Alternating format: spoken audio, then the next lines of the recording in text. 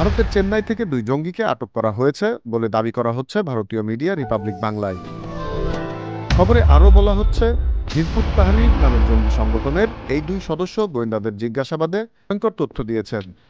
তাদের দাবি, পশ্চিমবঙ্গ ও বাংলাদেশে খেলাফত প্রতিষ্ঠা করাই ছিল আটক জঙ্গিদের মূল উদ্দেশ্য।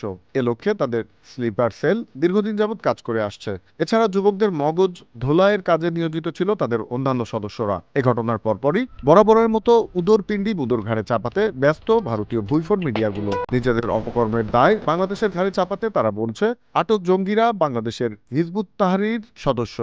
ভারত দখল করতেই তাদের বাংলাদেশ থেকে আনা হয়েছে বলেও মিথ্যা প্রচার করছে ভারতীয় সংবাদ মাধ্যমগুলো। মূলত শেখ হাসিনার সরকারের পতনের পর বাংলাদেশের অন্তর্বর্তী সরকারকে কোনোভাবেই মেনে নিতে পারেনি ভারতীয়রা। তাই এ সরকারের বিরুদ্ধাচারণ করতেই এমন অপপ্রচার চালাচ্ছে তারা। Z news, Dhaka.